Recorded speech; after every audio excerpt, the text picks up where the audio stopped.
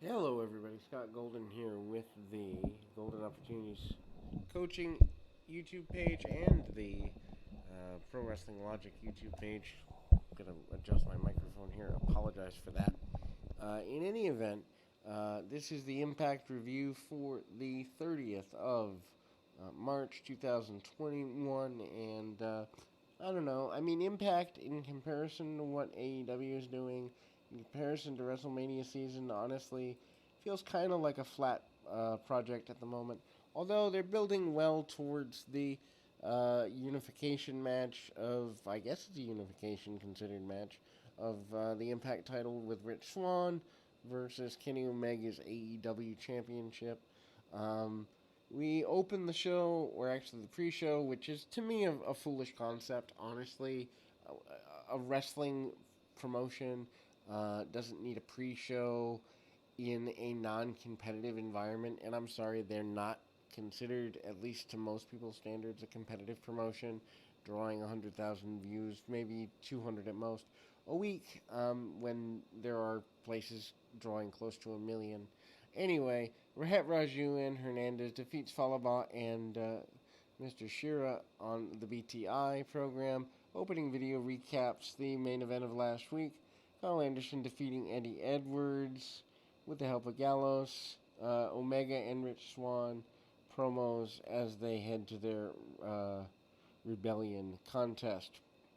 Um, so, knockouts, obviously, fire and flavor. Kiera Hogan, Tasha Steelz defeating Havoc and Nevaeh in a non title match. Um, Ultimately, match comes up because they've kind of been teasing it for a while. Most of the match follows the basic layout. These matches, Havoc and Nevaeh dominate early, uh, using their power over, in this case, Kiera Hogan.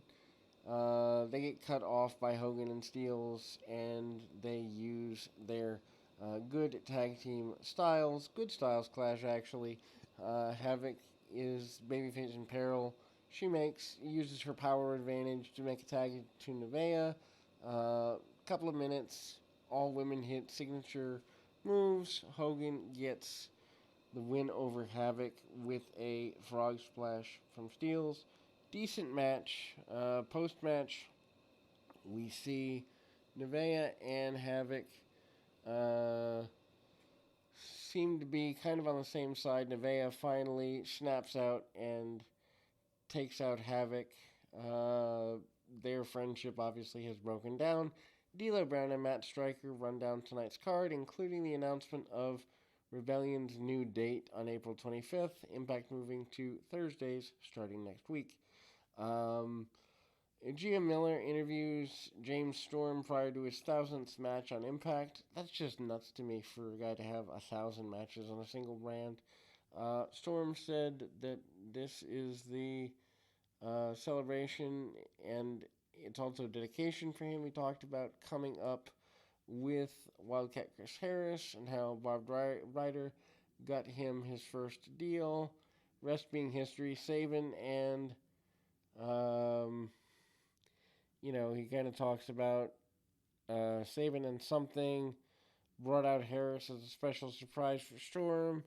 They hug America's Most Wanted reunited for just this one night.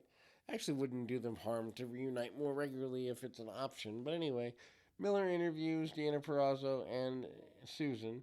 Perrazzo said she's unstoppable and has been beating everyone. Susan interfered and interrupted, starts talking trash about Jazz, who happens to attack Susan before she could continue. Sami Callihan defeats Larry Z with AC Romero. I don't know. I mean, Callihan to me is flat. I say that every week, but it doesn't seem to be getting any better. Uh, Trey Miguel was wrestling AC last week. Callihan saved Miguel, and then um, D requests a match against Callihan. Match is, I don't know, kind of hoss fightish. Striking clotheslines. Um, they fight outside the ring. A few body slams exchanged out there. Match is back and forth. Callahan takes a good deal of punishment from D. There's a discus lariat. Um, um, Callahan gets a DVD. Finish comes when both men brawl on the apron. Callahan dropping D with a pile driver and ouch. Post match, Romero attacks Callahan.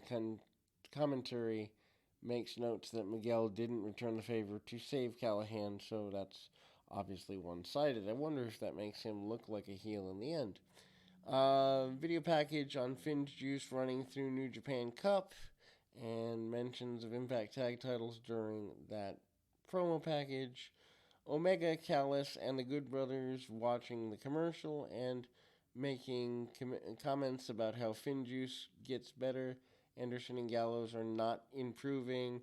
Backstage, Callahan approaches Miguel after helping him last week, but Miguel didn't return the favor. Callahan takes Miguel and tells him that he lacks passion and that there's no reason why he was pushing him, or there is a reason he's pushing him to his limits. Callahan told him that he needed to capitalize on all of his anger and offered to help him do it. Callahan tells Miguel that he's going over D'Amore and asked for a tag team match against Triple XL. Miguel is reluctant. Callahan gives him time to think. Brian Myers and Suicide. I think Myers has been a dropped ball here. But what do I know? Not really a story here. Myers has yet to answer Cardona's challenge. They eventually will settle their differences. Early advantage by Suicide. He has speed and dodges around. Does a good bit of counters to Myers, attempts to cut him off, but eventually Myers catches him with a reverse STO and lariat for the win. And then Suicide has control throughout the match, and Myers wins with basically a one shot. Kind of a weird way to book a match. After the match, Myers addressed Cardona saying he's trying to get the rub by wrestling Myers. He told him that Myers is the face of Impact, and he declines Cardona's challenge. They're trying to play this like this angle actually matters. Maybe to the 100,000 fans they have left, it does, but I can't imagine it does to the majority.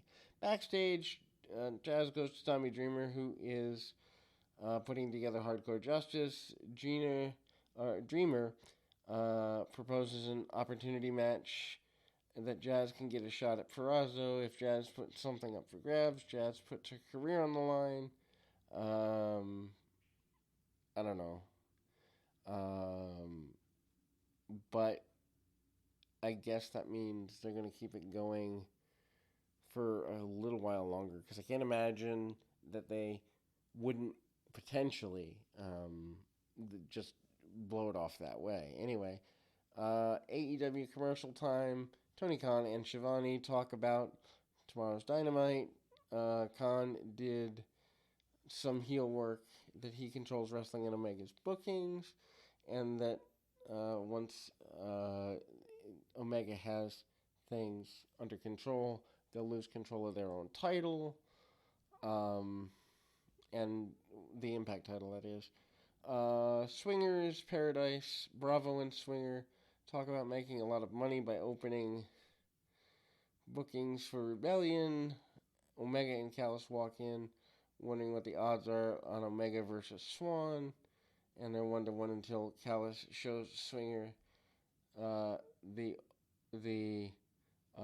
open winged angel video. Callis puts down $20K on Omega, and then the X Division champion Ace Austin and Madman Fulton defeat TJP and Josh Alexander. Feud between them has been building for a few weeks now. X Division title continues. TJP and Ace Austin just shows they really haven't built up the the division very well in that TJP and Austin feel like they've been going at it for months, and the feud doesn't seem to be plateauing. It's just kind of there, back and forth. Um, anyway, last week TJP defeats Austin by DQ. Fulton attacks TJP only to get saved by Alexander, and TJP and Alexander are now a team for at least one night. Match both Alexander and TJP want they get their hands on Austin, so they keep trying to steal spotlight from each other, blind tags to each other, and Austin and Fulton able to easily gain upper hand on each other, and match goes on. Both men start to work together a little bit better. They counter the power of Fulton. End of the match comes, and they start fighting with each other. And who's the legal man, giving Austin the opening to roll TJP up for the pin. Uh, Good match that sees Austin and Fulton cut TJP off for a couple of minutes. TJP makes a comeback and tagged out, leaving to a short striking exchange between Alexander and Fulton. At the end of the match, and everything breaks down, and everyone in it, Bulldog to TJP and Alexander having that win over Austin. TJP stole the tag from Alexander, and they distract themselves. Austin, I guess, takes the fall. Callis approaches Willie Mack and tells him he liked him a lot and has big plans for him. Callis shows Mack the one-winged angel video only to get interrupted by Swann himself. Callis tells Swann that he and Omega, or that Omega loves his finisher and was looking forward to kicking out of it. An old throwback line. Swann tells Callis that he won't get in his head and that he should come to his friends. And he told Callis that if he wasn't his boss, he'd slap him then and now. Callis tells him for the next 5 minutes he wasn't the VP and picked a fight with Swann. Omega and the Good Brothers jump Swann and Mack till Edwards comes in and makes saves. Nah, I'm not a fan of this.